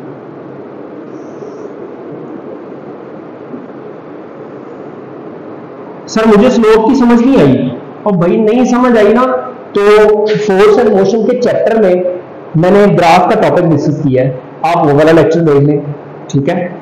वहां पर आपको ग्राफ के अंदर स्लोप का कॉन्सेप्ट क्लियर हो जाएगा इंशाल्लाह। और अगर आपको स्लोप से ग्राफ बनाना नहीं आया तो भाई ये फॉर्मूला है थीटा है, तो अभी मैंने सिखाया आपको, तो थीटा से आप बना लें, दोनों चॉइसेस है। तो ये जो कर्व है, आप इस कर्व को देखिए, ये किस तरह की कर्व है सर, ये तो इसके उलट लग रही है, साइन कर्व के उलट, हाँ तो भाई उलट ही है, इसको हम क्या बोलेंगे, इसको हम बोलेंगे इन्वर्टेड साइन वेव, क्या बोलेंगे, इन्वर्टेड साइन वेव, ठीक है जी। तो इसका ग्राफ भी आपको समझ आ गया। अब रिस्टोरिंग फोर्स का ग्राफ डिस्कस करते हैं। तो रिस्टोरिंग फोर्स का ग्राफ मेरे बच्चे बड़ा इंपॉर्टेंट है, यूएचएस में आया हुआ था, बताया भाई रिस्टोरिंग फोर्स का, या वो एक्सेलरेशन के साथ था या रिस्टोरिंग फोर्स के साथ, इन दोनों में से एक आ जाता है। इधर डिस्प्लेसमेंट ले लिया, यहां पर दोनों की वैल्यू क्या होगी, जीरो, यहां पर फोर्स पॉजिटिव और यहां पर डिस्प्लेसमेंट नेगेटिव, और यहां पर फोर्स कौन सी, रिस्टोरिंग फोर्स नेगेटिव। अब जल्दी से बता दें, जो रिस्टोरिंग फोर्स और डिस्प्लेसमेंट का जो ग्राफ है वो कैसा बनेगा सर, ये डायरेक्टली प्रोपोर्शनल है ना, तो सारी जो भी दो चीजें डायरेक्टली प्रोपोर्शनल होती है उनका ग्राफ स्ट्रेट लाइन बनता है। चलिए एक बात तय होगी कि जब भी दो चीजों में डायरेक्ट रिलेशन होगा तो ग्राफ क्या होगा सर, स्ट्रेट लाइन। चलिए अब देखना यह है कि जब एफ आर पॉजिटिव हो तो डिस्प्लेसमेंट क्या होना चाहिए, नेगेटिव, या जब डिस्प्लेसमेंट नेगेटिव हो तो एफ आर क्या होना चाहिए, पॉजिटिव। शाबाश। अब देखिए इसमें क्या होगा, इसमें देखिए एक्स भी पॉजिटिव है इस क्वाड्रेंट में, फर्स्ट क्वाड्रेंट में, और एफ आर भी पॉजिटिव है। सेकंड क्वाड्रेंट में आगे चेक कर लेते हैं, सेकंड में देखिए जी, सेकंड में एफ आर पॉजिटिव है और एक्स नेगेटिव है, इसका मतलब ग्राफ इसका सेकंड क्वाड्रेंट में आ सकता है। थर्ड में देखते हैं, एक्स भी नेगेटिव है, फोर्थ भी नेगेटिव है, थर्ड में सर नहीं आ सकता। चलिए जी फोर्थ में देख लेते हैं, एक्स पॉजिटिव और फोर्स नेगेटिव, सर फोर्थ में भी आ सकता है। तो अब इसका जो ग्राफ बनेगा, बनना तो स्ट्रेट लाइन है, बनना तो क्या है, स्ट्रेट लाइन ही है, और स्ट्रेट लाइन वो किस क्वाड्रेंट में पास कर रही होगी, या तो वो सेकंड क्वाड्रेंट में होगी या वो कहां होगी, फोर्थ क्वाड्रेंट में। यहां आप देख सकते हैं x क्या है, नेगेटिव है, माइनस एक्स नॉट है, और या एक्स नॉट कह दे, x कह देते हैं चले, और फोर्स क्या है, ये सर पॉजिटिव है। चलिए यहां पर सिमिलरली x पॉजिटिव और फोर्स नेगेटिव। मैं आपसे कहता हूं by one get one free, जल्दी से बता दें एक्सेलरेशन डिस्प्लेसमेंट का ग्राफ क्या बनेगा, एक्सेलरेशन डिस्प्लेसमेंट का। सर एक्सेलरेशन का भी यही फॉर्मूला होता है ना, a is directly proportional to displacement, और दरमियान में नेगेटिव साइन भी होता है, तो सर उसका ग्राफ भी यही बनेगा। तो एक्सेलरेशन डिस्प्लेसमेंट हो, रिस्टोरिंग फोर्स डिस्प्लेसमेंट हो, दोनों का ग्राफ क्या होगा, स्ट्रेट लाइन होगा, और किन क्वाड्रेंट में होगा, सेकंड में होगा और थर्ड में होगा। चलिए जी, गुड हो गया। चलिए एक और बात में पूछने लगे आप, पूछ ले सर, पूछ ले। अब हमें बहुत चीजें आने लग गई हैं, इंशाल्लाह आएंगी, वही आएंगी इंशाल्लाह। ये आपके पास है जी अप्लाइड फोर्स या एक्सटर्नल फोर्स। आप इसको पहले जब आपने बॉडी को ऐसे खींचा ना, ड्रैग किया फ्रॉम इट्स मेन पोजीशन, तो अब जो आपने फोर्स अप्लाई की है उसका डिस्प्लेसमेंट का ग्राफ बताएं कैसा होगा। सर अप्लाइड फोर्स की बात कर रहे हैं सर, आपने अभी हमें बताया है कि जो अप्लाइड फोर्स होती है ना, एफ अप्लाइड या एफ एक्सटर्नल फोर्स, उसका डिस्प्लेसमेंट के साथ डायरेक्ट रिलेशन होता है, क्योंकि एफ इक्वल टू होता है के एक्स। तो अब इसका जो ग्राफ बनेगा सर, दोनों पॉजिटिव होने तो फर्स्ट क्वाड्रेंट में आ जाएगा या फिर सर थर्ड क्वाड्रेंट में आ जाएगा। तो बना दें ग्राफ फिर जी, शाबाश। ये ग्राफ आपके पास आ जाएगा। ये किस केस में आएगा, ये एफ एक्सटर्नल के केस में आएगा। ये रेड वाला ग्राफ किस केस में, एक्सटर्नल फोर्स का डिस्प्लेसमेंट के साथ। चलिए जी, ये ग्राफ सारे हो गए। इसके साथ ना एक मैं छोटा सा ग्राफ और डिस्कस कर लेता हूं जो पूछा जा सकता है आपसे। वो क्या है, वेलोसिटी और डिस्प्लेसमेंट का ग्राफ। तो यहां मैं लिख देता हूं, अभी मैंने टेबल आगे और भी एक्सटेंड करना है, तो इसको आप साइड पर नोट कर लें। Graph between v and x। तो अब v और x के दरमियान में ग्राफ कैसा बनेगा। अच्छा, इसका ग्राफ देखिएगा। इसके ग्राफ के लिए ना हम एक एग्जांपल से इसके ग्राफ को ड्रा करते हैं। आपको पता है, हम अगर उसकी मोशन को मेन से स्टार्ट करें और इसकी मोशन यहां से स्टार्ट हुई और ये इस डायरेक्शन में जा रही है, तो मेन पर इसकी वेलोसिटी क्या होगी, मैक्सिमम, v मैक्सिमम होगा, और x क्या होगा सर, जीरो होगा। चलिए, तो यहां x ले लेते हैं, x एक्सिस के अलोंग x डिस्प्लेसमेंट आ गया, और यहां हम ले लेते हैं वेलोसिटी को। ठीक है, ये आ गया हमारे पास v नॉट, और ये आ गया हमारे पास x नॉट। ठीक है, v नॉट और ये x not, x not negative और ये v नॉट नेगेटिव। तो मेन पर v मैक्सिमम और x क्या होगा, जीरो। मेन पोजीशन पर x क्या हो गया, जीरो, और v क्या हो गया, मैक्सिमम। तो ये पॉइंट मिल गया। फिर यहां आ गई बॉडी, इस पर देखिए v क्या हो गया, जीरो, और x क्या हो गया, मैक्सिमम, यानी कि x नॉट हो गया, और पॉजिटिव x नॉट हो गया, राइटवर्ड डायरेक्शन में कंसीडर। तो यहां पर आपके पास ये पॉइंट मिल गया कि x पॉजिटिव, और यहां पर v की वैल्यू क्या है, आप इसको ड्रैग करें यहां तक, तो ये पॉइंट जीरो पर आ रही है, v की वैल्यू जीरो होगी। और जब ये वापस यहां से इधर आया और फिर यहां से वापस गया, इस पॉइंट पर देखें आप, इस पॉइंट पर हमारे पास फिर v क्या हो जाएगा, मैक्सिमम, और डिस्प्लेसमेंट क्या हो जाएगा, जीरो। ये अगेन, तो अब यहां पर डिस्प्लेसमेंट अब जीरो हो गया है और v मैक्सिमम हो गया है, लेकिन अब v की डायरेक्शन क्या है, लेफ्टवर्ड। पहले डायरेक्शन किधर थी, राइटवर्ड। तो अब हम लेंगे इसको नेगेटिव में मैक्सिमम। तो ये हमारे पास ये पॉइंट आ जाएगा कि डिस्प्लेसमेंट यहां पर जीरो है, ये देखें, लेकिन वेलोसिटी क्या है, मैक्सिमम है, और ऑपोजिट डायरेक्शन में। जब ये बॉडी यहां से यहां आ गई, ठीक है, यहां पर आ गई, लेट्स सपोज, तो अब इस पोजीशन पर फिर हमारे पास v क्या हो गया, जीरो, और x क्या हो गया, मैक्सिमम। तो अब यहां से हमारे पास ये पॉइंट आ जाएगा, इस पॉइंट पर हमारे पास x क्या है, मैक्सिमम है, और क्या है, नेगेटिव में।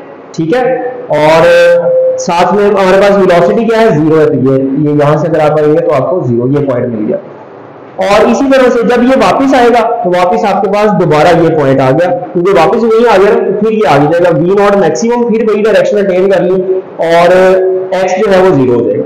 तो अब इन सारे पॉइंट्स को जब हम मिलाते हैं ना, तो जो ग्राफ हमारे पास बनता है वो ग्राफ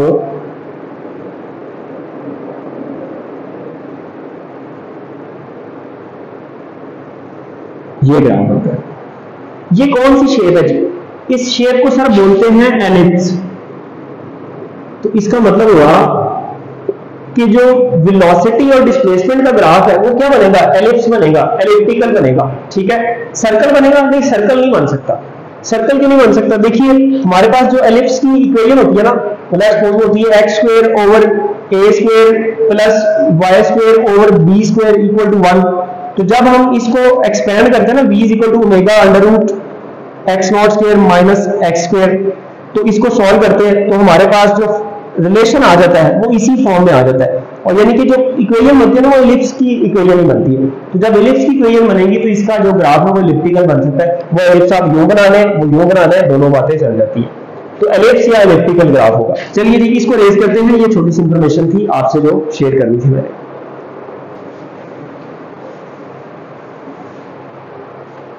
चलिए जी, बात हो रही थी रिस्टोरिंग फोर्स की। तो अब इसके ग्राफ की शेप क्या होगी सर, अब तो क्लियर है ना, इसके ग्राफ की शेप होगी straight line.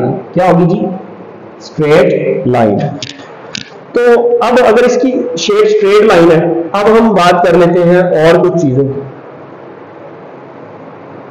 Eight main position, at main position, at extreme position. ठीक है, ये चीजें हमने डिस्कस की हुई है तो हम फौरन से डिस्कस कर लेते हैं। डिस्प्लेसमेंट क्या होगी सर, जीरो होगा मेन पोजीशन पर, और इसकी वजह से डिस्प्लेसमेंट जीरो है तो पोटेंशियल एनर्जी भी जीरो होगी। और वेलोसिटी जो है यहाँ क्या होगी सर, वो मैक्सिमम होगी मेन पर। और काइनेटिक एनर्जी भी फिर क्या हो जाएगी सर, वो भी मैक्सिमम होगी ना, क्योंकि स्पीड मैक्सिमम है। तो एक्सेलरेशन क्या हो जाएगा सर, मेन पर एक्सेलरेशन जीरो होता है। रिस्टोरिंग फोर्स क्या होती है सर, वो भी जीरो होती है। ठीक है, और एट एक्सट्रीम पोजीशन देख लेते हैं, इसका ऑपोजिट एक्स क्या आ जाएगा, एक्स नॉट यानी कि मैक्सिमम, और पोटेंशियल एनर्जी भी क्या आ जाएगी मैक्सिमम, और यहां पर स्पीड क्या आ जाएगी जीरो, वेस्ट में आ गया ना एक्सट्रीम पोजीशन पर। और काइनेटिक एनर्जी भी क्या आ जाएगी जीरो या मिनिमम, और एक्सेलरेशन क्या हो जाएगा मैक्सिमम हो जाएगा। रिस्टोरिंग फोर्स भी क्या हो जाएगी मैक्सिमम हो जाएगी। तो ये सारी बातें हो गई। अब इस ग्राफ को आप उतार लें और इसके बाद हम और बातें करते हैं सिंपल हार्मोनिक मोशन से रिलेटेड। अब ना मैं आपसे एक क्वेश्चन डिस्कस कर लेता हूँ। इतनी देर हो गई है सर, आप कहेंगे क्वेश्चन ही डिस्कस किया। वैसे ये सारी जितनी बातें नहीं क्वेश्चन ही थे। तो एक बड़ा मजे का एमसीक्यू आता होता है। एमसीक्यू क्या है, वो यूं पूछ लेता है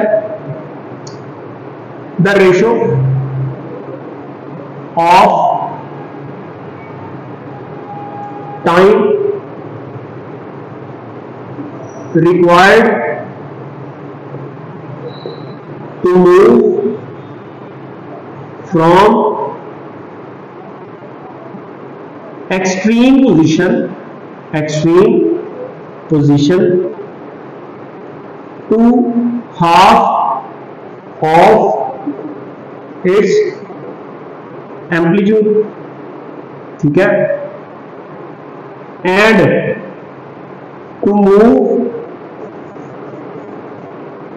from mean position to half of its amplitude। चलिए जी, क्वेश्चन आई होप आपको समझ आ गया होगा। मैं दो मेन बातें जो है वो कर रहा हूं जो आपको समझनी है। इसके ऑप्शन में लिख रहा हूं, तो अब आपने मुझे जवाब देना है। 1:2 होगा, 2:1 होगा, 6:1 होगा, 12:1 होगा। चलिए जल्दी से बताएं। सॉरी 12 नहीं कह रहा था, यहां मैं 1:1 कह रहा था। अब आप इनमें से जो आपको सही लगे वो आप बता सकते हैं। एक बड़ा इंपॉर्टेंट जो है कॉन्सेप्ट जिसमें मल्टीपल क्वेश्चन हैं और आपसे पूछे जा सकते हैं, वो भी डिस्कस कर लेते हैं। थीटा हम बात करते हैं 0 डिग्री हमारे पास, 30 डिग्री है, 45 डिग्री है, 60 डिग्री है और 90 डिग्री है, 180 डिग्री है और 270 डिग्री है और फिर 360 डिग्री है। इसको डिग्री से आप इसको ना उसमें ले जाए रेडियन में, तो रेडियन में ले जाने के लिए क्या करेंगे, π/180 से मल्टीप्लाई करेंगे। तो ये क्या आ जाएगा सर, ये आ जाएगा π/6, ये क्या आ जाएगा π/4, ये क्या आ जाएगा π/3, ये क्या आ जाएगा π/2, ये क्या आ जाएगा सर पाई आ जाएगा। ये कितना आ जाएगा 3π/2 सर, ये आ जाएगा 2π। चलिए शाबाश, पता है ना, ये करना आता है ना। पिछला चैप्टर आपने रेडी किया होगा ये हो। थीटा हो गया जी। इसके बाद कौन है हमारे पास, अगर टाइम की फॉर्म में भी डाटा आ सकता है, मिसाल के तौर पर टाइम क्या है, 0 पर टाइम कितना होगा, 0 पर तो सर 0 ही होता है ना। अच्छा जी, π/6 हो तो टाइम कितना हो जाएगा सर, ये हो जाएगा t/12। सर आपको कैसे पता चला कि t/12 है, बस एक काम आपने करना है, जहां पर पाई है ना उसकी जगह आपने लगा देना है t, और जहां पर और नीचे जो वैल्यू है ना उसको मल्टीप्लाई कर देना है, या आप यूं कह दें कि मल्टीप्लाई कर दें 1/2 से। Actually pi is equal to क्या हो जाएगा t/2, तो पाई की जगह t/2 पुट करके ना इसको सॉल्व कर सकते हैं। मतलब एक छोटी सी कन्वर्जन बता रहा हूँ, आसान तरीका है इसका, और भी तरीके हैं। पाई की जगह t लगा दिया और नीचे वाले को 2 से मल्टीप्लाई कर दिया, पाई की जगह t लगा दिया और नीचे वाले को 2 से मल्टीप्लाई कर दिया, 8 हो गया। पाई की जगह t लगा दिया और नीचे वाले को 2 से मल्टीप्लाई कर दिया, 6 हो गया। पाई की जगह t लगा दिया, नीचे वाले को मल्टीप्लाई कर दिया, 4 हो गया। पाई की जगह t लगा दिया, नीचे वाले को 1 है ना तो वो 2 से हमने उसको डिवाइड तो करना ही है। और फिर 3 पाई की जगह t आ गया ओवर 2 2 4 नीचे वाला, और पाई की जगह से t आ गया, नीचे 2 आया तो उस 2 से कैंसिल हो गया तो t टाइम पीरियड आ गया। चलिए सारी बात हो। अब क्वेश्चन क्या यहां पूछ रहा है, क्वेश्चन ये पूछ रहा है कि डिस्प्लेसमेंट बताएं x, क्या पूछ रहा है, x फ्रॉम मेन पोजीशन, या आपसे पूछ सकता है x from extreme position, x from main position और x from extreme position. Main position से x फाइंड करने का फॉर्मूला पता है ना जी सर, बिल्कुल x equal to x not sine of theta होता है, और एक्सट्रीम से सर ये होता है x equal to x not cos of theta. चलिए जी मेन पोजीशन के लिए पहले काम करते हैं, वो सॉल्व कर लिया होगा होप आपने। चलिए 0 पर साइन 0 कितना होता है सर, 0 होता है, तो यहां डिस्प्लेसमेंट क्या आ गया 0, और 30 डिग्री पर साइन 30 कितना होता है सर 1/2, 1/2 तो x नॉट बाय क्या आ जाएगा 2, तो x इक्वल टू आ गया x नॉट बाय 2, कहां पर t/12 पर या π/6 पर या 30 डिग्री पर। और 45 पर सर साइन 45 होता है 1/√2, तो ये आ गया x नॉट ओवर √2। 60 पर सर 60 होता है √3/2, तो ये आ जाएगा √3 x नॉट ओवर 2। और 90 पर सर साइन 91 होता है, तो ये x नॉट आ गया। 180 पर सर 180 0 होता है, साइन ये 0 आ गया। सर 270 सर ये होता है -1, तो ये आ गया -x नॉट। और t पर ये आ गया हमारे पास सर वापस आ गया ना, साइन 360 0 होता है, तो सर ये 0 आ गया। अब इसी तरह से थीटा पुट करते जाए और इसको सॉल्व करें, डू योरसेल्फ। आई होप कि ये काम आप कर लेंगे। अगर आपने कर लिया तो मुझे कमेंट में बता दें कि सर ये डन हो गया। चलिए अब इसका आंसर देख लें, चलिए इसका आंसर देख लेते हैं, इसको करते हैं सॉल्व। पहली बात, क्वेश्चन को समझना एक आर्ट है। अगर आपको क्वेश्चन समझ आ गया ना तो आपका आधा सवाल तो हल हो गया। पूछिए इसने रेशियो किसकी, टाइम की, कौन सा time, to move from extreme position to half of its amplitude. क्या मतलब हुआ सर, बात हजम नहीं हुई। और भाई मतलब बहुत आसान है। अगर फर्ज कर लेते हैं ये कोई बॉडी है और इस बॉडी को आप यहां से यहां ड्रैग करके ले जाते हैं, ये इसकी एक्सट्रीम पोजीशन है और ये इसकी मेन पोजीशन है। तो अब ये बॉडी एक्सट्रीम से वापस आएगी ना, ये इसका टोटल क्या है, ये x नॉट है एम्पलीट्यूड। तो जब ये यहां से हाफ ऑफ इट्स एम्पलीट्यूड तक आएगी, ठीक है, x नॉट बाय 2 तक आएगी, तो बताएं इसका टाइम कितना लगेगा। हम उसको क्या देते हैं जी t1। और दूसरी बात उसने क्या पूछी है, and to move from mean position to half of its amplitude, यानी कि मीन पोजीशन से अगर मूव करे और एम्पलीट्यूड का हाफ डिस्टेंस तक जाए, ठीक है, तो अब ये कितना होगा, ये भी x नॉट बाय 2 होगा डिस्टेंस। तो इसके लिए जो टाइम है उसको हम t2 कह देते हैं। तो इन दोनों की रेशियो बताएं कितनी होगी। बात हजम हो गई है कि नहीं, नहीं हजम होगी दोबारा सुने, बात हजम हो जाएगी इंशाल्लाह। थोड़ी सी स्पीड तेज रखनी पड़ती है यार, क्या करें। अच्छा जी सॉल्व करते हैं। अब पहले हम निकाल लेते हैं t1। t1 कहां से है, from extreme position. Extreme position पे x निकालने का फॉर्मूला है x not cos of theta, और x की जगह x नॉट बाय 2 और x not cos of omega t, sir theta equal to omega t होता है, पता है जी शाबाश। x नॉट से x नॉट गायब, तो 1/2 equal to cos of omega t की जगह हम लिख सकते हैं 2 पाई ओवर टी। सर क्यों नहीं लिख सकते, ये आ गया t। तो अब cos इधर आगे क्या हो जाएगा सर, cos इनवर्स हो जाएगा, cos इनवर्स 1/2 इक्वल टू क्या आ गया, cos ऑफ, सॉरी cos तो गायब हो गया ना, ये आ जाएगा 2 pi over t into T. cos inverse 1/2 कितना होता है सर, 30 डिग्री होता है। ठीक है जी, 30 डिग्री आ गई, यहाँ वही आ गया। 30 डिग्री किसके बराबर होता है सर, π/6 के बराबर होता है। 30 डिग्री जगह आ गया π/6 इक्वल टू क्या आ गया, 2 pi over t into T. हमने क्या निकालना है, हमने ये टी निकालना है। तो इस पाई से ये पाई गायब हो गया, और ये जो 2 है ये इससे क्या हो गया मल्टीप्लाई, तो नीचे क्या आ जाएगा, नीचे से आ जाएगा 12, और टी इधर क्या हो जाएगा मल्टीप्लाई, तो t/12। तो स्मॉल टी जिसको हम t1 का नाम दे रहे थे किसके बराबर आ गया, तो t1 आपके पास आ गया जनाब t/12 के।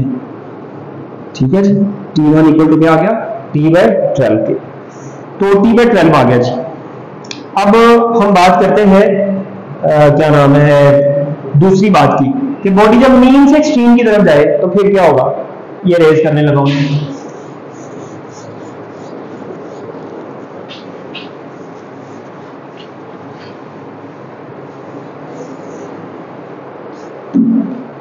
अच्छा ये दूसरी बात, कहां से, मेन से extreme, from main position. Main से x इक्वल टू क्या आ जाएगा, x not sine of theta, theta की जगह ओमेगा टी लगा दे, x की जगह x नॉट ओवर 2 जो हमें कंडीशन गिवन है, x not sine of 2 pi over t into T.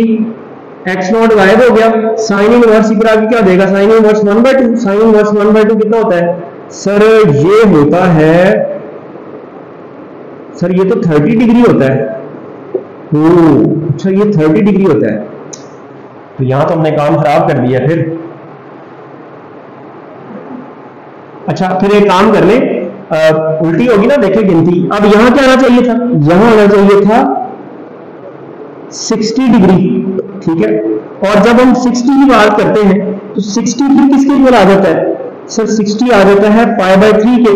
ठीक है, cos इनवर्स 1/2 60 आ गया, π/3 क्या आ गया, तो ये 2 3 और इधर आके क्या हो जाएगा 6 हो जाएगा।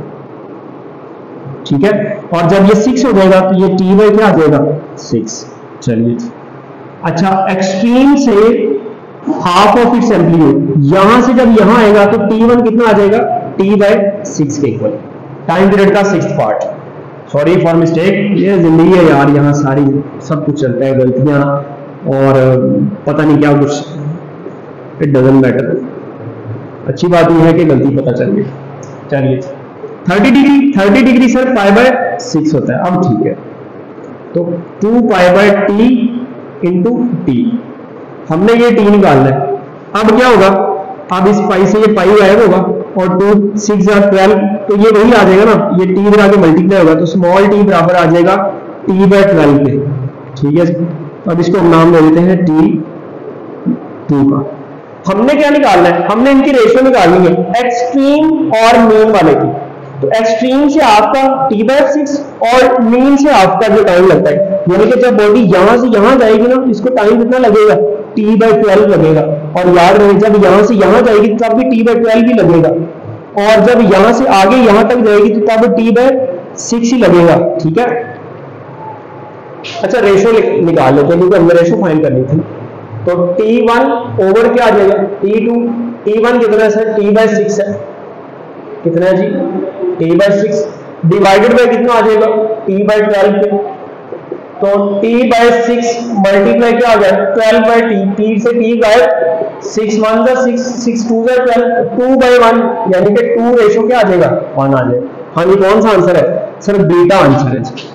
चलिए, अगर ये बात पहले लिखी होती और ये बाद में लिखी होती तो फिर 1:2 आ जाता। ठीक है, मैंने थोड़ा सा मुश्किल कर दिया, मतलब बहुत एक ही बात पूछ सकता है, फ्रॉम वो पूछ सकता है from extreme position to half of its amplitude, या वो पूछ सकता है from mean to half of its amplitude, कोई एक बात पूछ सकता है। ठीक है, टोटल लाइन का तो आपको पता है ना, यहां से यहां गया t/4, वापिस आया t/2, यहां आया फिर 3/4 वापस गया तो T पूरा कंप्लीट हो गया। चलिए जी, अब कुछ और बातें कर लेते हैं। आखिरी बात है वो हम करके ना लेक्चर को वाइंड अप की तरफ लेके चलते हैं। एक छोटी सी बात है फेज डिफरेंस के हवाले से। Phase difference between V and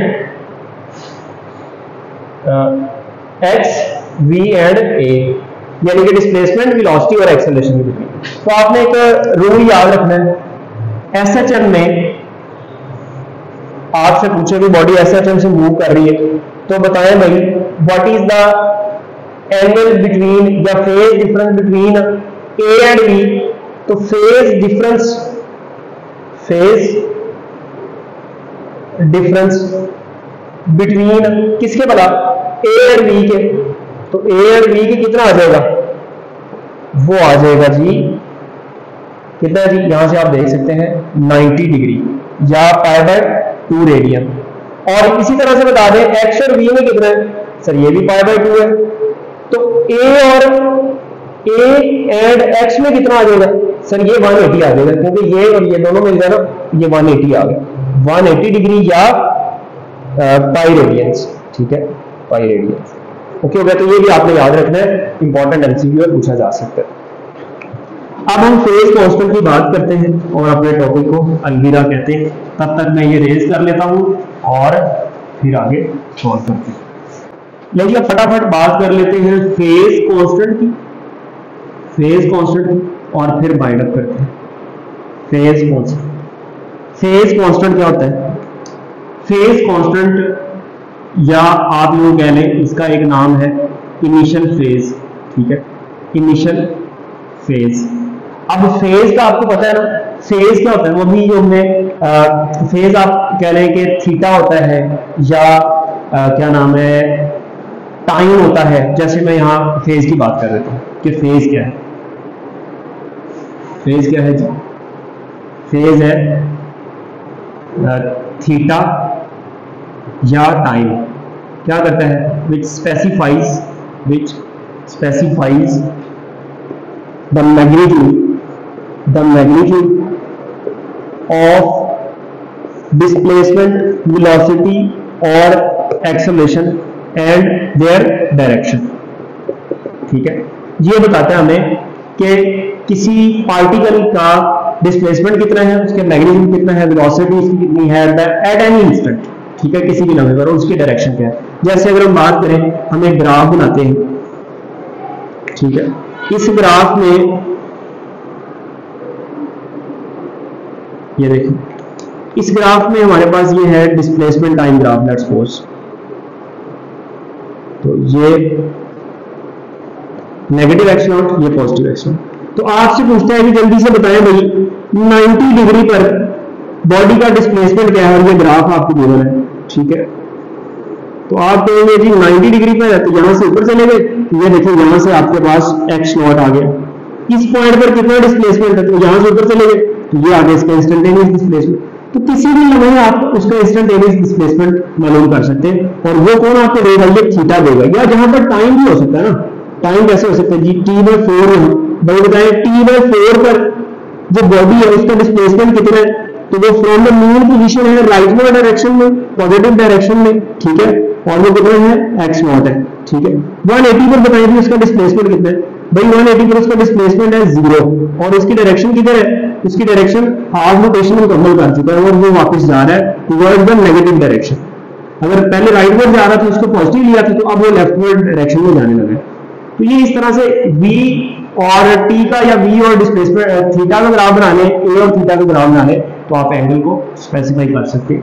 तो हम बात कर रहे थे फेज कांस्टेंट की या इनिशियल फेज की। इनिशियल फेज क्या होता है, देखिए इनिशियल फेज ये होता है कि अगर हम रोटेशनल सर्कुलर मोशन की बात करें, अगर आपको याद हो तो हमने जो SHM के जो फॉर्मूलाज बनाए हैं वो हमने सर्कुलर मोशन से ही बनाए हैं।